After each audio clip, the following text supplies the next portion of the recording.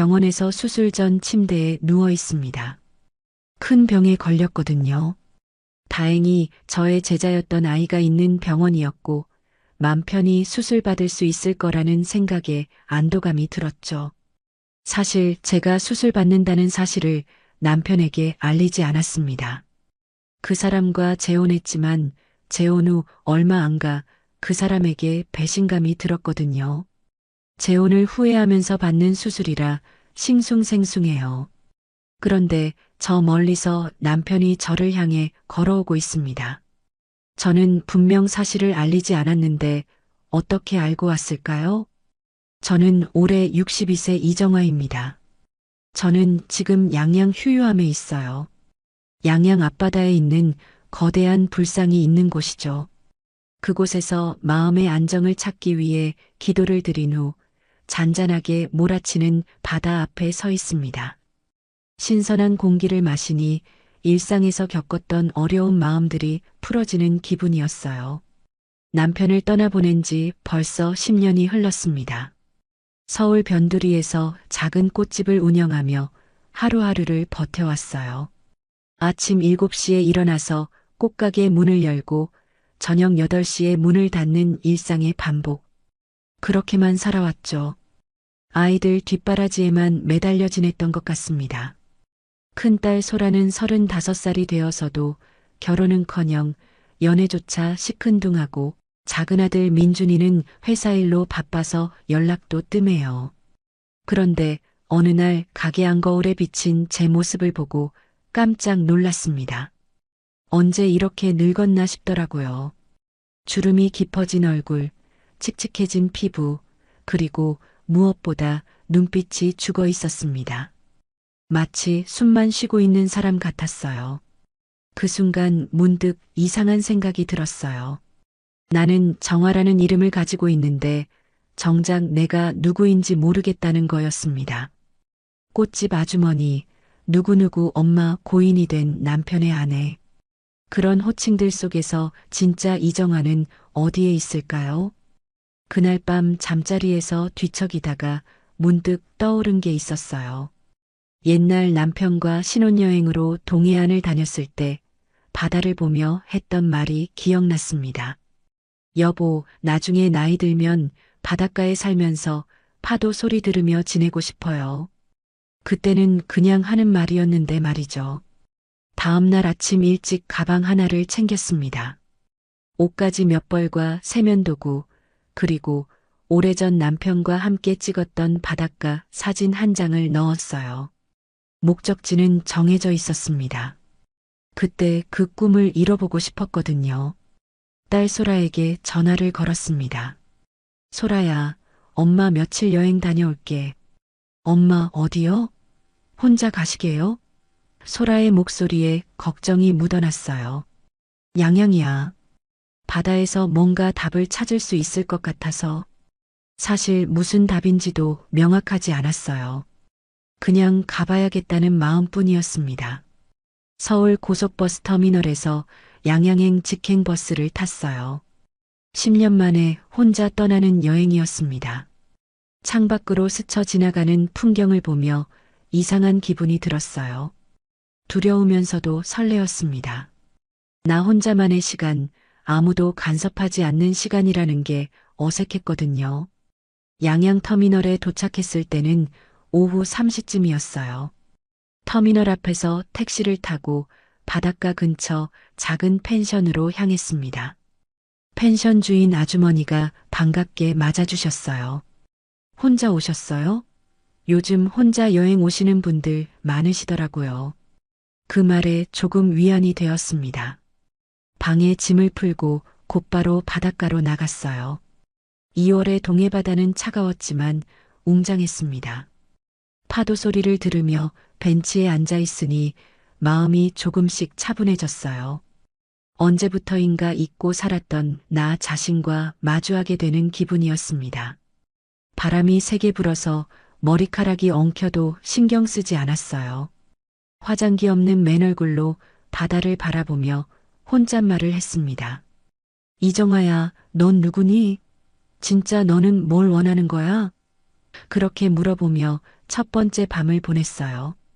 오랜만에 깊이 잠들 수 있었습니다. 이튿날 아침, 어제와 같은 벤치에 앉아 바다를 바라보고 있었어요. 2월의 차가운 바닷바람이 얼굴을 스쳤지만 마음은 한결 평온했습니다. 파도가 밀려왔다 물러가는 소리를 들으며 멍하니 앉아 있는데 갑자기 옆에서 목소리가 들렸어요. 안녕하세요. 혼자 오셨나요? 깜짝 놀라 고개를 돌렸습니다. 키가 꽤 큰 남자가 서 있었어요. 나이는 50대 중반쯤 되어 보였고 단정하게 빗어넘긴 머리에 검은색 코트를 입고 있었습니다. 얼굴은 각이 져 있으면서도 부드러운 인상이었죠. 무엇보다 눈빛이 온화했어요. 아, 네. 혼자 왔어요. 저도 모르게 대답했습니다. 낯선 사람과 대화하는 게 얼마나 오랜만인지 모르겠어요. 요즘엔 꽃집에서도 손님들과 간단한 인사말 정도만 나눴거든요. 저도 혼자 와서요. 괜찮으시다면 옆에 앉아도 될까요? 그의 목소리는 차분하고 예의 바른 톤이었습니다. 거절할 이유가 없었어요. 오히려 누군가와 대화를 나누고 싶은 마음이 들었습니다. 네, 앉으세요.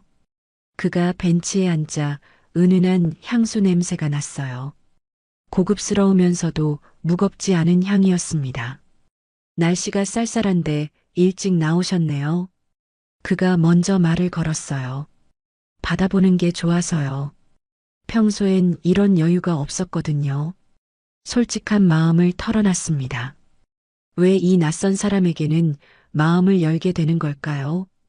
그러게요. 바쁜 일상에서 벗어나 이런 시간을 갖는 것도 필요하죠. 전 한기석이라고 합니다. 그가 정중하게 인사했어요. 목소리에서 교양이 느껴졌습니다. 저는 이정화예요. 서울에서 왔어요. 저도 서울이에요. 변호사 사무소에서 일하고 있습니다. 한기석의 말에 제 마음속에 묘한 안도감이 스며들었어요. 변호사라니, 그럼 믿을 만한 사람이겠구나. 사기꾼이나 이상한 사람일 리는 없겠죠. 하지만 동시에 이상한 생각도 들었습니다. 너무 완벽하지 않나? 외모도 괜찮고 직업도 훌륭하고 말투도 정중한 사람이 왜 혼자 여행을 올까요? 게다가 나 같은 아줌마에게 이렇게 친근하게 다가올까요? 변호사시라니 대단하시네요. 제가 말했더니 기석 씨가 웃으며 손사래를 쳤어요. 아니에요. 그냥 평범한 직장인이죠. 요즘 일이 좀 복잡해져서 머리도 식힐 겸 혼자 여행 나왔어요. 그때 바람이 세게 불었어요. 제 머리카락이 바람에 흩날렸습니다. 평소 같았으면 급히 손으로 정리했을 텐데 이상하게 그냥 내버려뒀어요. 자연스러운 모습도 괜찮다는 생각이 들었거든요. 그런데 기석 씨가 제 머리카락을 바라보며 말없이 웃고 있는 거예요. 그 시선이 묘했습니다. 평가하는 듯한 눈빛도 아니고 그렇다고 무례한 시선도 아니었어요. 마치 뭔가를 아는 듯한 계산적인 듯한 미묘한 미소였습니다. 갑자기 가슴이 두근거렸어요. 언제부터인가 잊고 살았던 감정이었습니다. 남자의 시선을 받는다는 것, 여자로서 보여진다는 것. 그런데 동시에 뭔가 꺼림칙한 기분도 들었어요. 왜 저를 그렇게 바라보는 걸까요? 머리카락이 바람에 예쁘게 날리네요. 기석 씨가 조심스럽게 말했습니다. 칭찬인지 객관적인 관찰인지 애매한 톤이었어요. 아, 지저분하죠. 미용실에 간 지 한참 됐거든요. 괜히 부끄러워하며 머리카락을 손으로 넘겼습니다. 전혀요. 자연스러운 모습이 더 좋은 것 같은데요. 그의 말에 얼굴이 화끈거렸어요. 언제부터 이런 말을 들어본 적이 없었거든요. 남편이 살아있을 때도 이런 식으로 표현하는 사람은 아니었으니까요. 우리는 그렇게 1시간 정도 앉아서 이런저런 이야기를 나눴습니다. 서울 생활, 날씨, 여행 이야기들. 평범한 대화였지만 오랜만에 누군가와 편안하게 이야기하니 기분이 좋았어요. 그런데 계속 마음 한편에는 이상한 느낌이 남아 있었습니다. 이 사람 정말 우연히 저에게 말을 걸었을까요?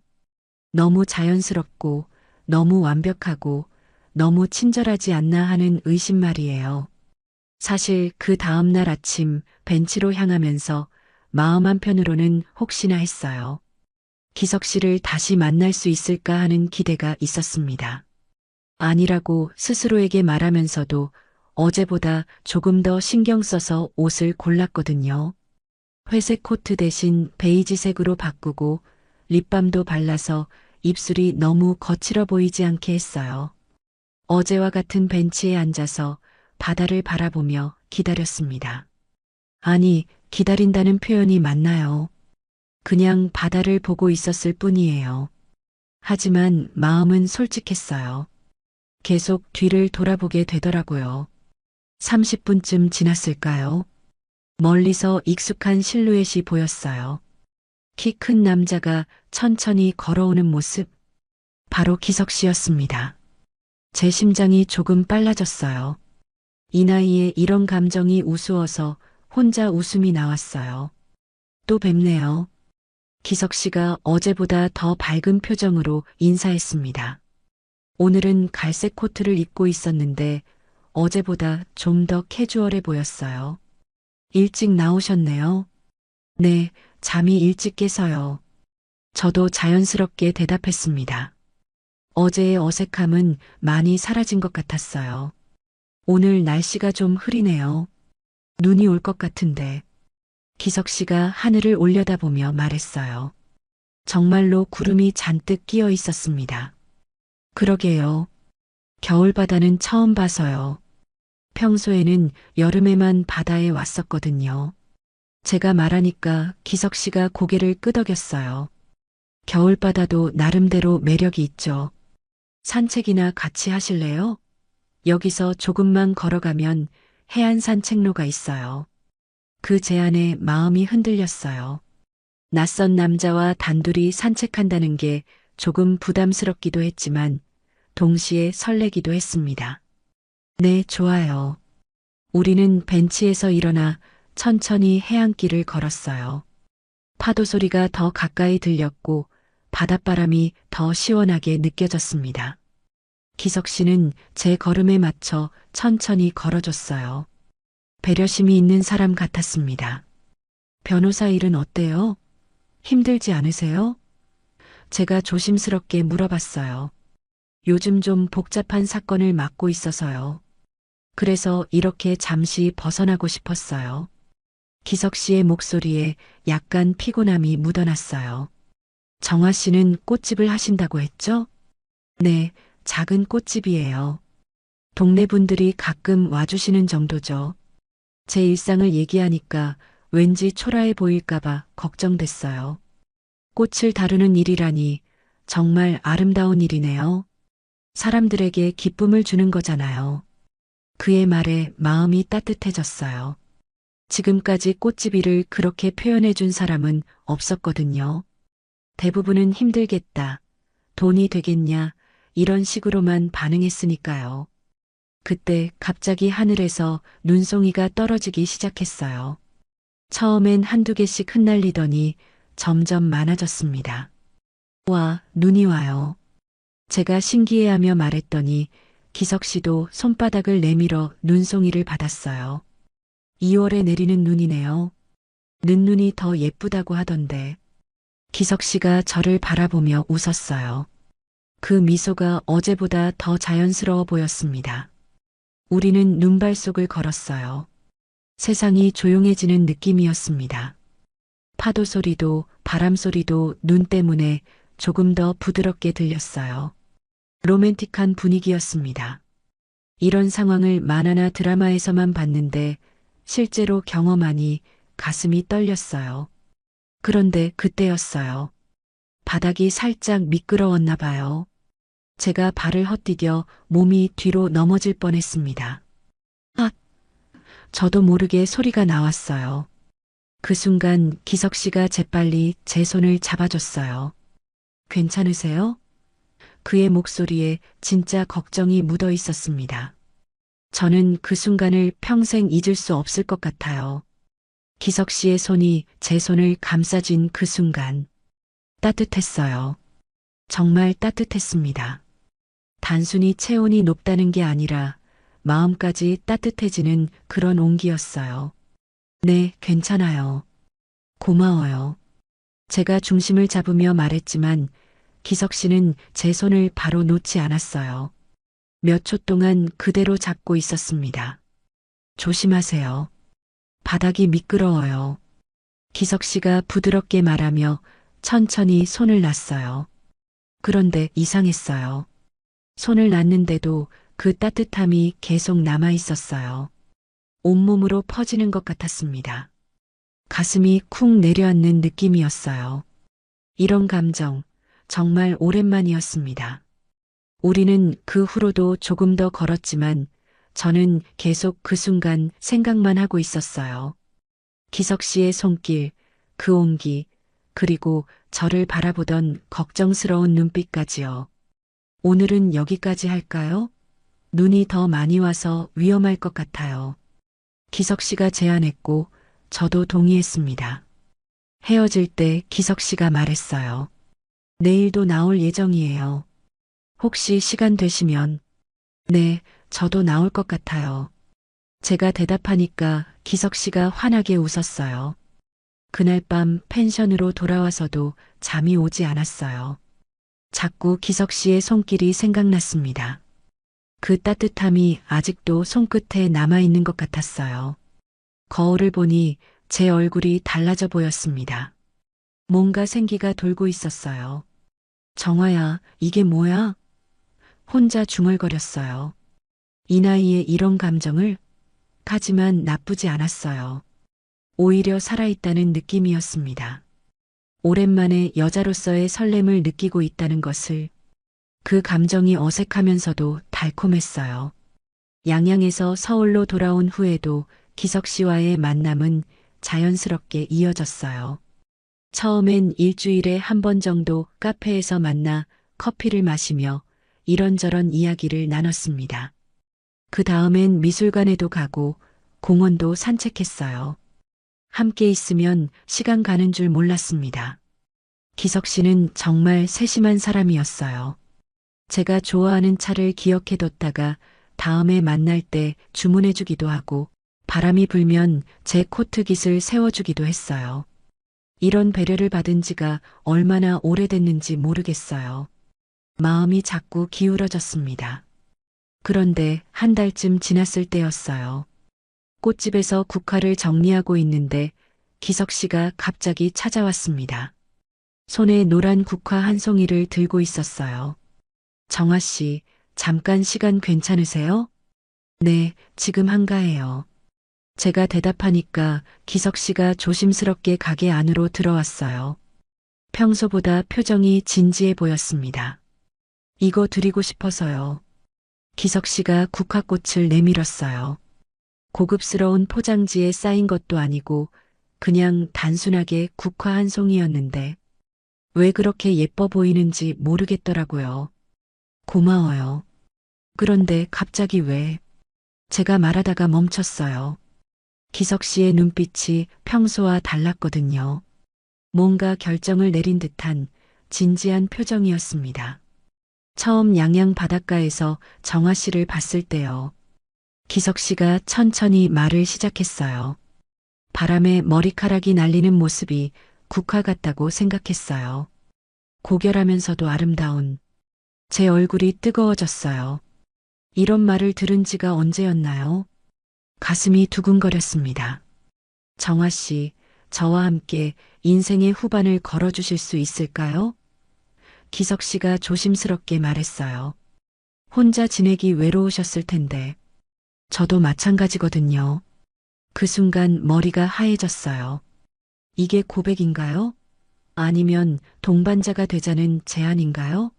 어쨌든 제 마음은 흔들렸습니다. 이 나이에 이런 일이 생길 줄은 꿈에도 몰랐어요. 기석 씨, 제가 말을 꺼내려는데 목소리가 떨렸어요.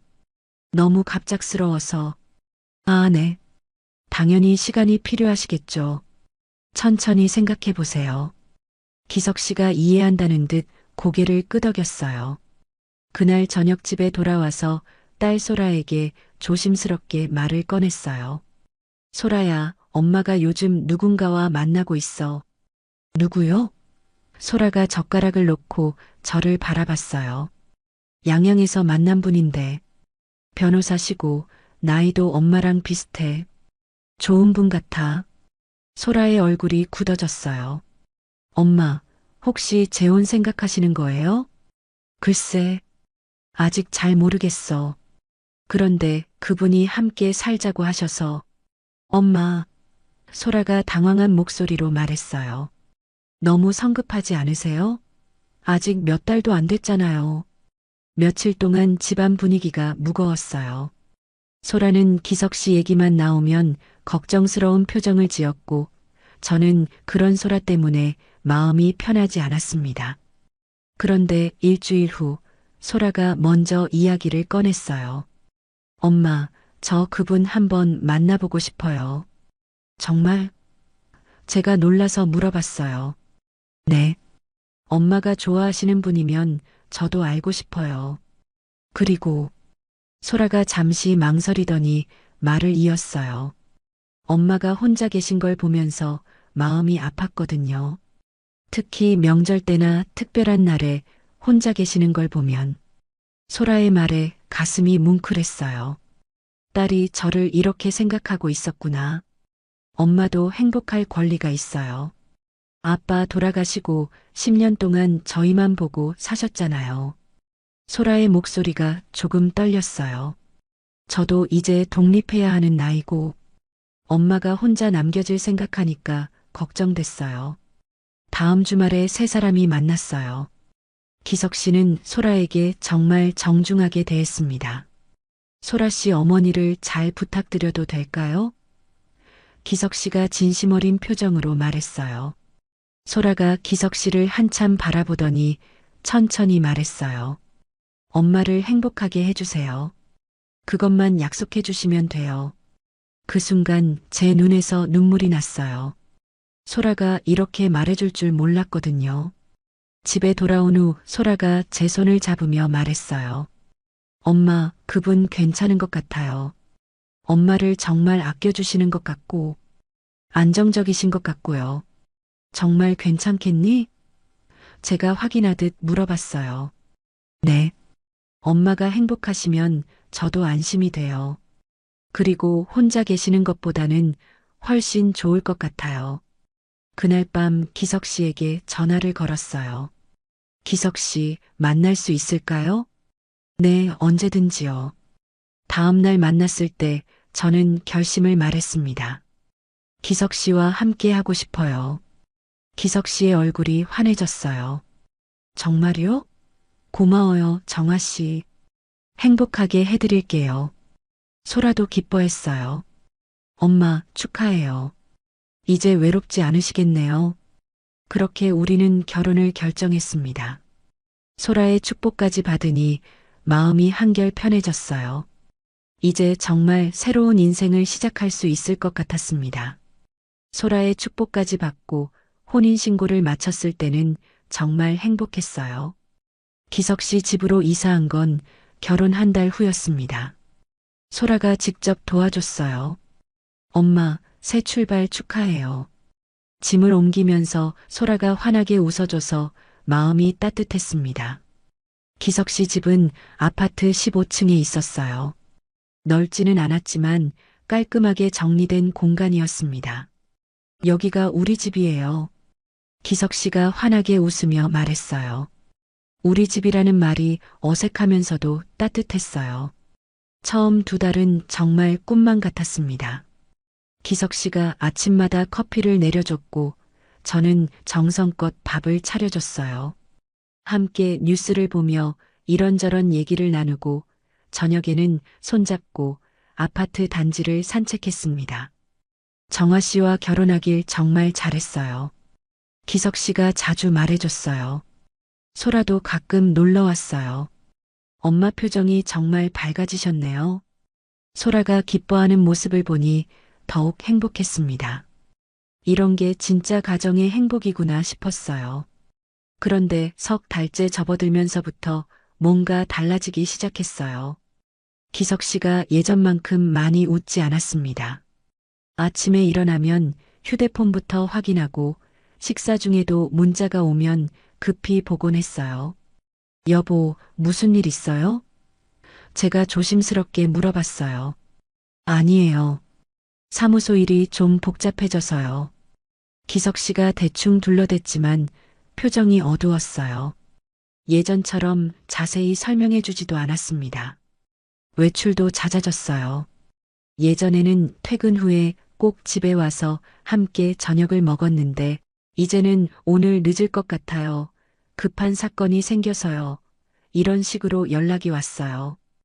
혼자 밥을 먹는 날이 늘어났습니다. 가장 서운했던 건 대화가 줄어든 거였어요.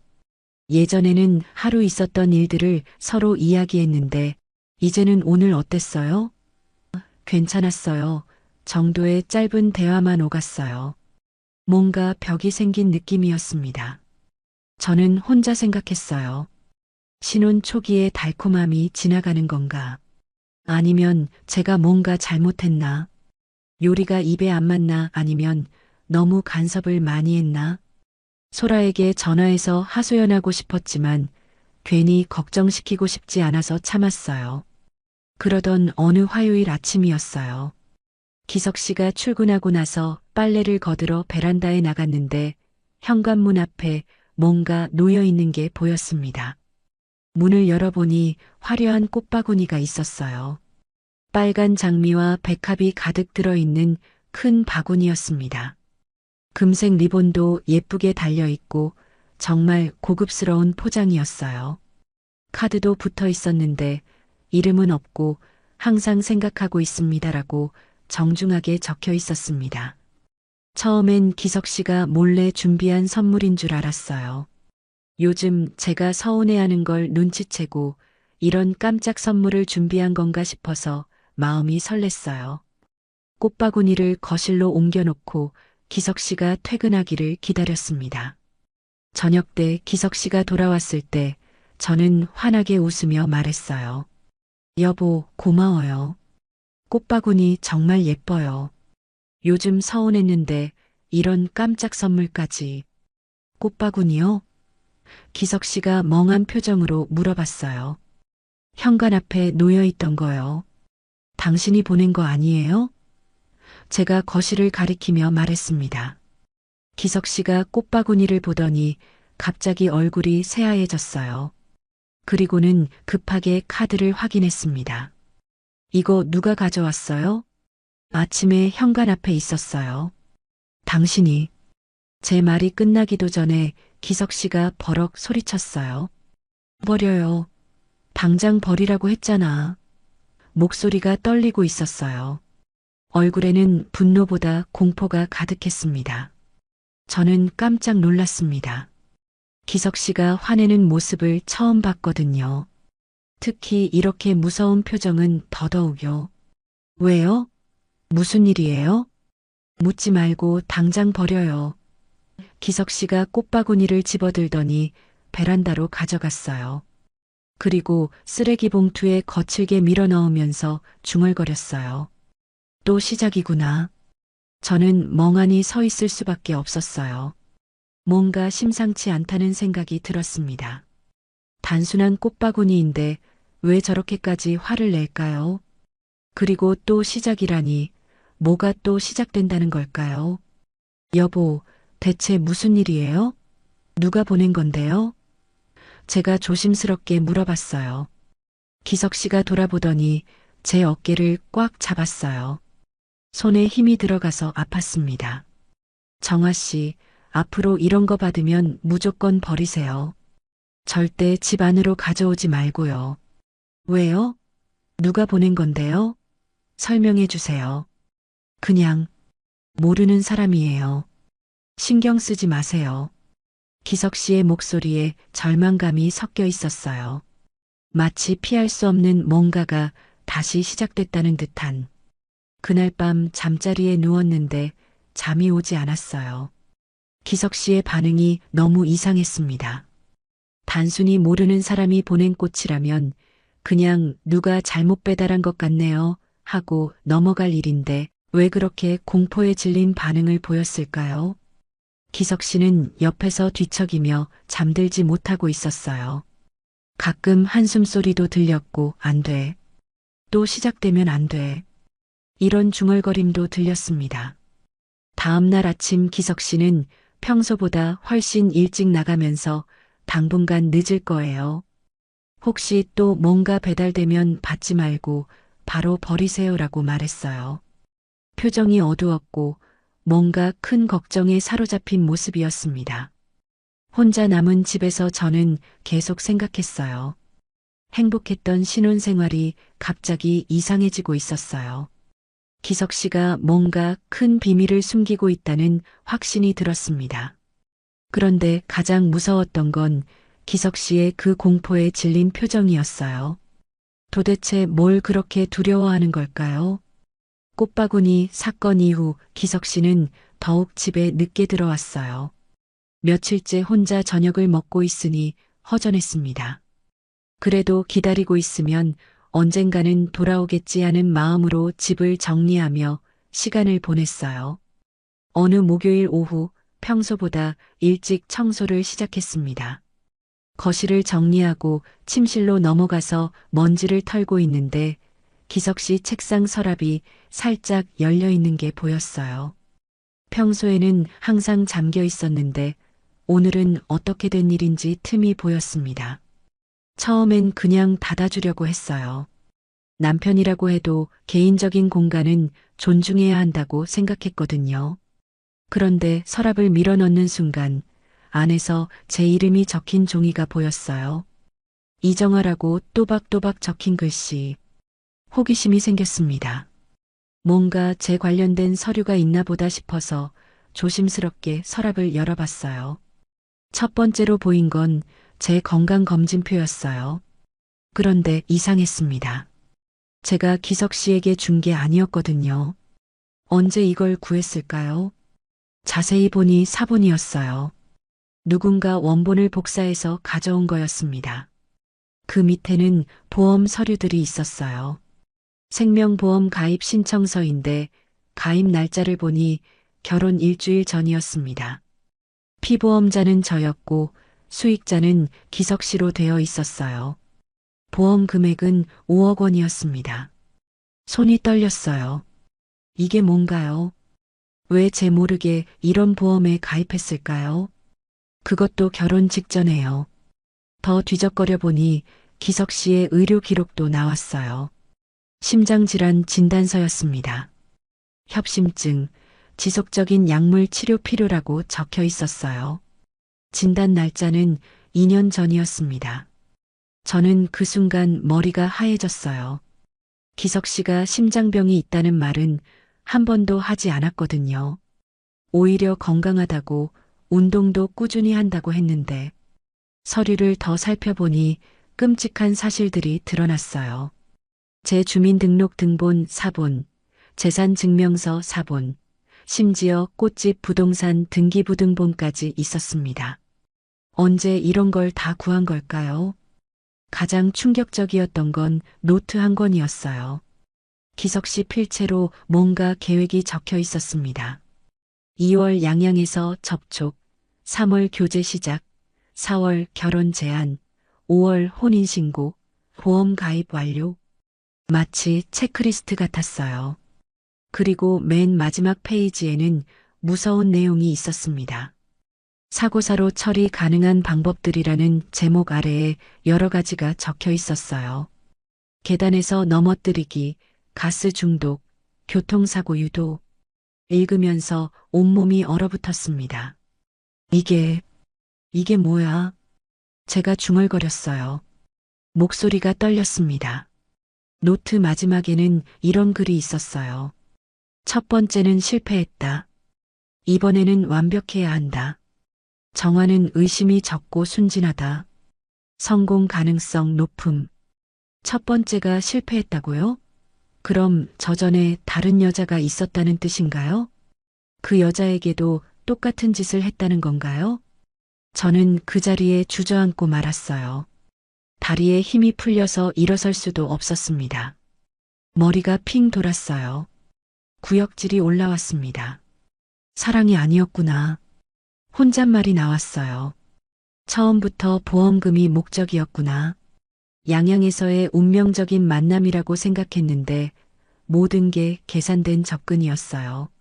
제 건강검진표를 미리 구해서 건강 상태를 확인하고 재산 정도를 파악한 후에 접근한 거였습니다.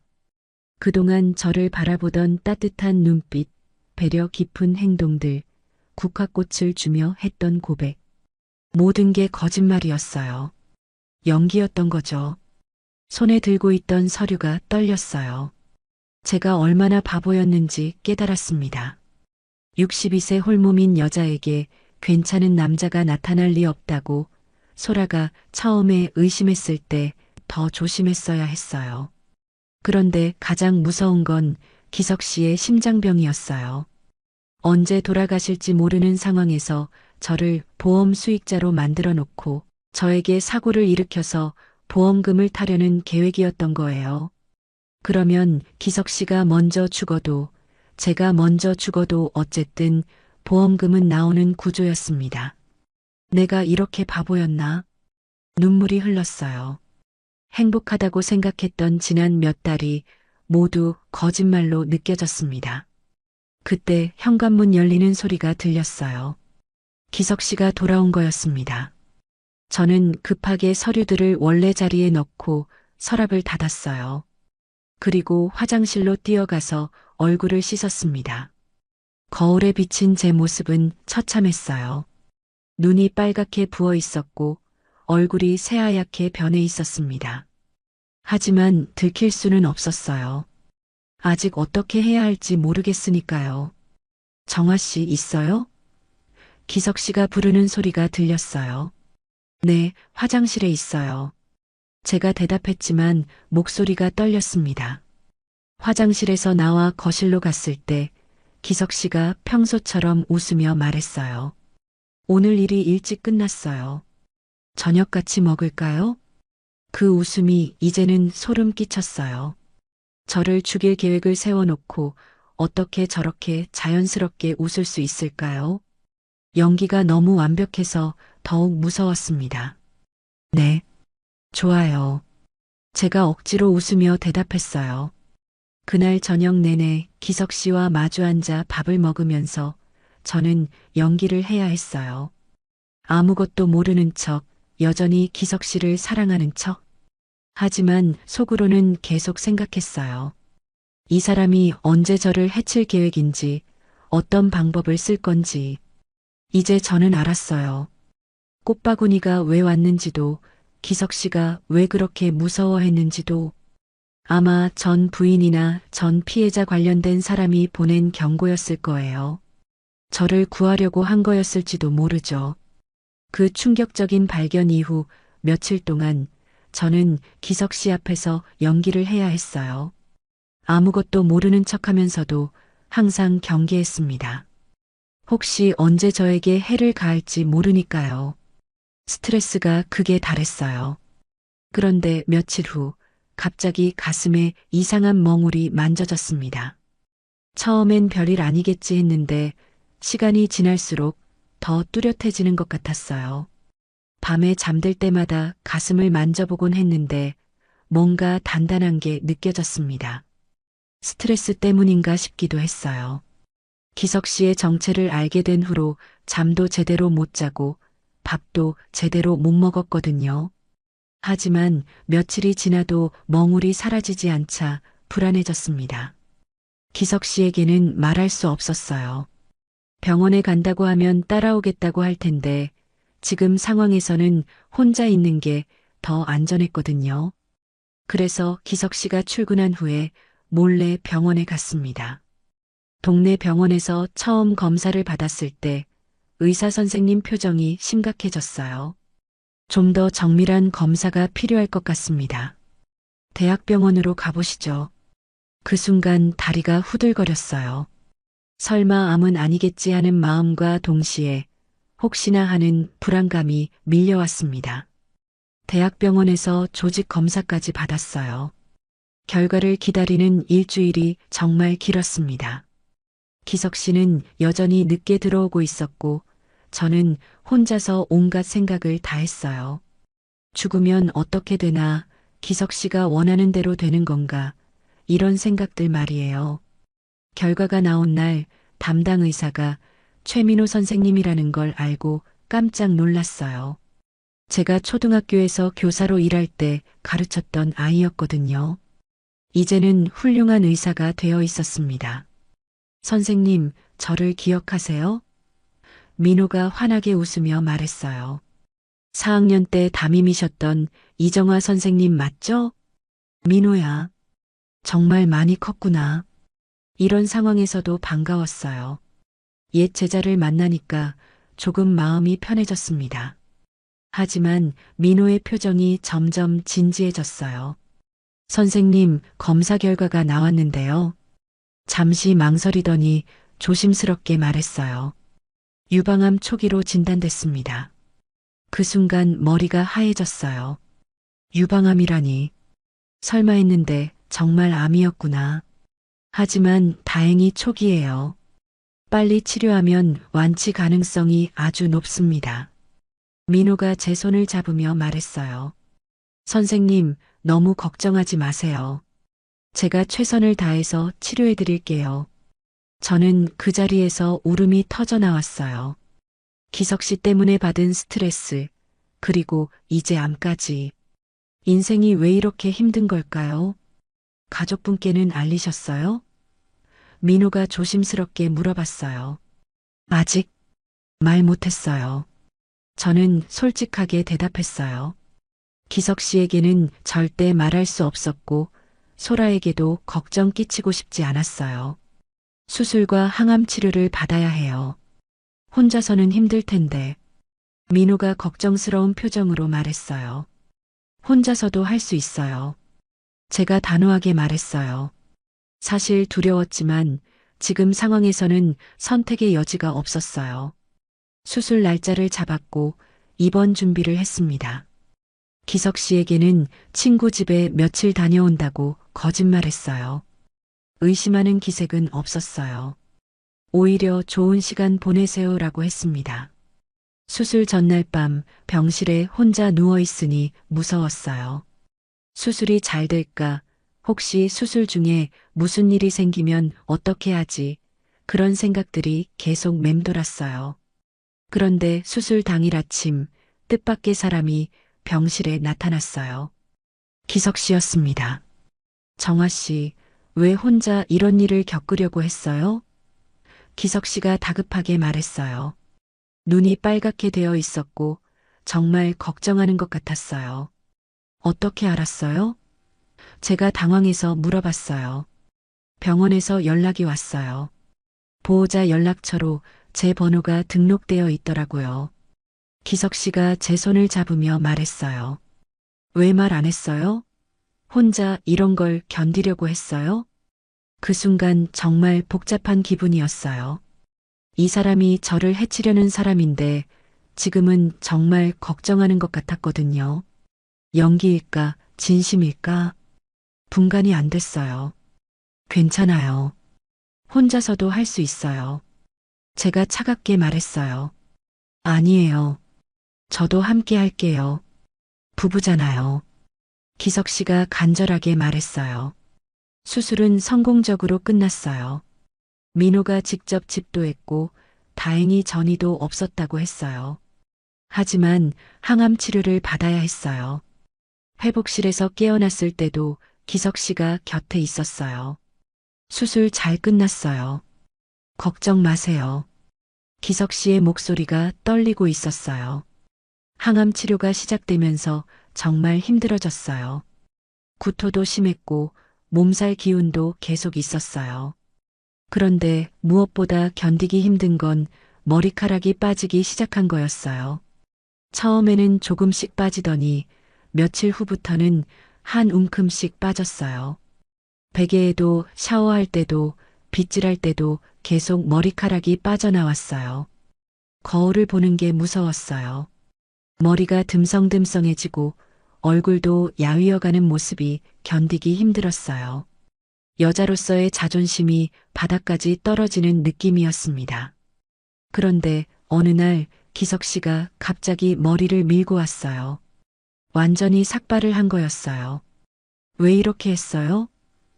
제가 깜짝 놀라서 물어봤어요. 정아 씨 혼자 힘들게 하고 싶지 않아서요. 기석 씨가 제 손을 잡으며 말했어요.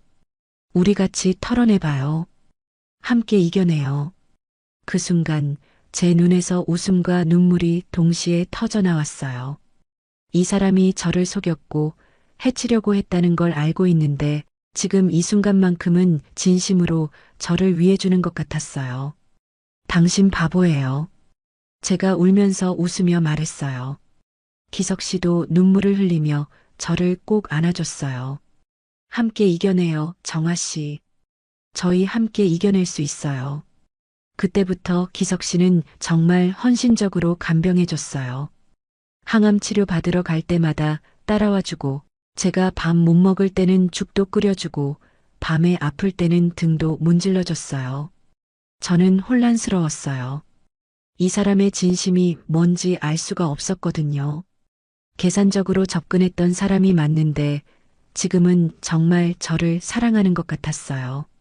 아니면 여전히 연기를 하고 있는 걸까요?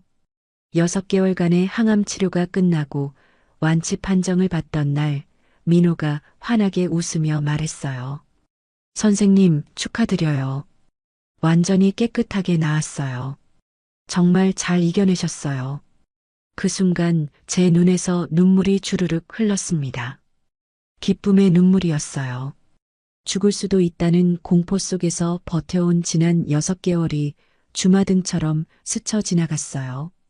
기석 씨도 제 옆에서 같이 울고 있었습니다. 정아 씨, 정말 고생 많았어요. 기석 씨가 제 손을 꼭 잡으며 말했어요. 그 손에서 진심이 느껴졌어요. 병원에서 나오는 길에 기석 씨가 갑자기 말했어요. 정아 씨, 양양 가볼까요? 우리가 처음 만났던 그곳으로요. 지금요? 제가 놀라서 물어봤어요. 네. 새로운 시작을 기념하고 싶어요. 완치도 축하하고, 그리고 기석 씨가 잠시 망설이더니 말을 이었어요. 저도 정아 씨에게 털어놓고 싶은 이야기가 있어요. 그 말에 가슴이 쿵했어요. 혹시 기석 씨가 자신의 비밀을 고백하려는 건가요? 제가 서랍에서 본 그 서류들에 대해 말하려는 걸까요? 다음 주말 우리는 양양으로 떠났어요. 완치 기념 여행이라고 소라에게도 말했더니 소라가 정말 기뻐했어요. 엄마, 정말 다행이에요. 그동안 얼마나 걱정했는지 몰라요. 양양에 도착했을 때는 봄이었어요. 1년 전 제가 처음 이곳에 왔을 때는 2월의 차가운 겨울이었는데 이제는 따뜻한 4월의 바다였습니다. 똑같은 벤치에 앉았어요. 1년 전 우리가 처음 만났던 바로 그 자리였습니다. 1년 전이 생각나네요. 제가 말했어요. 저도요. 그때 정아 씨를 처음 봤을 때 기석 씨가 말을 하다가 멈췄어요. 표정이 무거워졌습니다. 뭔가 말하고 싶은 게 있다고 했죠? 제가 조심스럽게 물어봤어요. 기석 씨가 깊은 한숨을 쉬더니 천천히 말을 시작했어요. 정아 씨, 처음에는 순수한 마음으로 접근한 게 아니었어요. 제 심장이 빨라졌어요. 드디어 고백하는구나. 사실 정아 씨를 만나기 전에 제가 계획을 세웠었어요. 혼자 사는 여성을 만나서 기석 씨의 목소리가 떨렸어요. 보험금을 노렸었어요. 저는 이미 알고 있던 사실이었지만 기석 씨 입에서 직접 듣게 되니 또 다른 충격이었어요. 처음엔 정말 그런 목적이었어요. 제가 심장병이 있어서 언제 죽을지 모르니까 죽기 전에 목돈을 만들어 놓고 싶었던 거예요. 기석 씨가 고개를 숙이며 말했어요. 그런데 기석 씨가 저를 바라보며 말을 이었어요. 정아 씨와 시간을 보내면서 진짜 사랑하게 됐어요. 특히 병원에서 정아 씨가 아플 때 제가 얼마나 무서웠는지 몰라요. 정아 씨를 잃을까봐 정말 무서웠어요. 기석 씨의 눈에서 눈물이 흘렀어요. 그때 깨달았어요. 제가 정아 씨를 정말 사랑하고 있다는 걸. 보험금 같은 건 중요하지 않다는 걸요. 저도 울고 있었어요. 화가 나기도 하고 배신감도 들었지만 동시에 안도감도 느꼈어요. 지난 6개월 동안 기석 씨가 보여준 간병과 사랑이 진심이었다는 걸 확인할 수 있었거든요. 저 사실 알고 있었어요. 제가 조용히 말했어요. 네. 기석 씨가 놀란 표정으로 저를 바라봤어요. 서랍에서 서류들을 봤어요. 제 건강검진표, 보험 서류, 그 노트까지. 제가 떨리는 목소리로 말했어요. 기석 씨의 얼굴이 창백해졌어요. 그럼, 그때부터 알고 계셨던 거예요? 네. 정말 무서웠어요. 언제 저를 해칠까봐. 제가 솔직하게 털어놨어요. 정아 씨, 기석 씨가 제 앞에 무릎을 꿇었어요. 정말 죄송해요. 정말 죄송합니다. 처음에는 정말 그런 나쁜 마음이었어요. 하지만 지금은 아니에요. 정아 씨가 아프실 때 제가 얼마나 절망했는지 몰라요. 일어나요. 제가 기석 씨를 일으켜 세웠어요. 이제 다 끝난 일이에요. 정아 씨, 이번엔 모든 걸 투명하게 나누고 싶어요. 법적으로도 마음으로도. 기석 씨가 진심 어린 표정으로 말했어요. 보험도 해지할게요. 그리고 제 재산도 다 정아 씨와 공동 명의로 바꿀게요. 제가 기석 씨의 손을 꼭 잡았어요. 이제부터 시작이에요. 진짜 부부로서의 시작이요. 바닷바람이 따뜻하게 불어왔어요. 1년 전 차가운 겨울바람과는 달랐습니다. 우리도 달라져 있었어요. 처음엔 거짓으로 시작됐지만 이제는 진짜 사랑을 하고 있었어요. 늦게 핀 사랑이 더 오래 간다고 하던데 정말 그런 것 같아요. 제가 웃으며 말했어요. 저희 정말 오래오래 함께해요. 기석 씨가 제 어깨에 기대며 말했어요. 그날 저녁 펜션에서 우리는 정말 오랜만에 편안한 대화를 나눴어요.